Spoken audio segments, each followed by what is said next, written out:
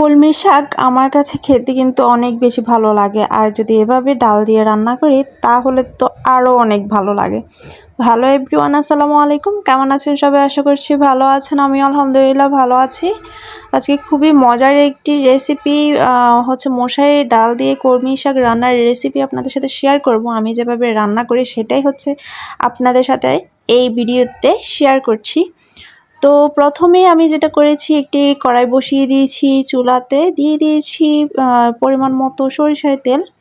তো তেলটা হচ্ছে যখন গরম হয়ে যাবে তখন হচ্ছে আমি এখানে দিয়ে দিব কিছু পেঁয়াজ কুচি আর হচ্ছে কাঁচামরিচ ফালি।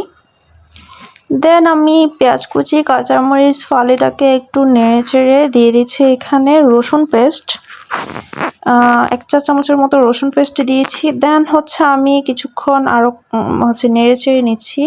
দেন এখানে দিয়ে দিয়েছি হলুদ গুঁড়া, দেন লাল মরিচ গুঁড়া, স্বাদ মতো লবণ দিয়ে তারপর হচ্ছে আমি ভালো করে মশলাটাকে কষিয়ে নেব। তো আমি হচ্ছে আগে থেকে মশারির ডাল ভিজিয়ে রেখেছিলাম। ওই ডালটা হচ্ছে আমি ভালো করে ধুয়ে পরিষ্কার করে রেখে তারপর হচ্ছে আমি এই মশলা কষানোর মধ্যে দিয়ে দিয়েছি, দেখতেই পাচ্ছেন। দেন ডালটা সহ আমি মশলাটাকে ভালো করে কষিয়ে নেব সামান্য একটু পানি দিয়ে, দেখতে পাচ্ছেন।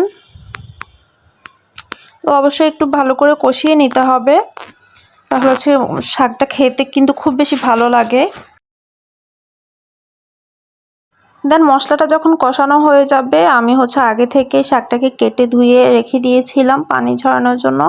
তো এই মুহূর্তে হচ্ছে আমি শাকটাও দিয়ে দিচ্ছি, দেখতে পাচ্ছেন। তো শাকটা দিয়ে হচ্ছে আমি কিছুক্ষণ ঢেকে রাখবো, তাহলে শাক থেকে হচ্ছে কিছু পানি বের হবে আর শাকটাও আস্তে আস্তে সিদ্ধ হয়ে আসবে। তো কিছুক্ষণ ঢেকে রাখার পর ঢাকনাটা উঠিয়ে হচ্ছে আমি নেড়ে চেড়ে মশলাটার সাথে হচ্ছে ভালো করে মিক্স করে নিচ্ছি। দেন এখানে দিয়ে দিয়েছি একটা মাছের মাথা। এই মাছের মাথা দিয়েই হচ্ছে আমি শাকটা রান্না করে নেব, আর কোনো রকমের মাছের দরকার হবে না। তো আমি একটু সামান্য পরিমাণের পানি দিয়ে তারপর হচ্ছে ঢাকনা দিয়ে 5 মিনিটের মতো রান্না করে নিয়েছি। এই তো হয়ে গিয়েছে। খুবই সিম্পল রান্না, কিন্তু রান্নাটা কিন্তু খেতে অসম্ভব মজা। আমাদের সব সময় মাছ মাংস খেতে কিন্তু একদমই ভালো লাগে না, এরকম শাক দিয়ে শাকসবজি দিয়ে কিন্তু আমাদের খাওয়া হয়ে যায়। তো এই একটা রান্না যেটা হচ্ছে হলে আমার আর কোনো রকমের কিছু লাগেই না, মানে নিমেষে খাবার একদমই শেষ হয়ে যায় এই শাক রান্নাটা করলে, এই যে ডাল দিয়ে।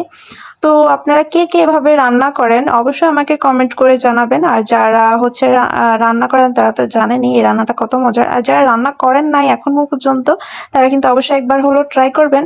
আশা করছি ভালো লাগবে। তো আজকের ভিডিওটি এ পর্যন্ত। সবাই খুব বেশি ভালো থাকবেন, সুস্থ থাকবেন। আল্লাহ হাফেজ।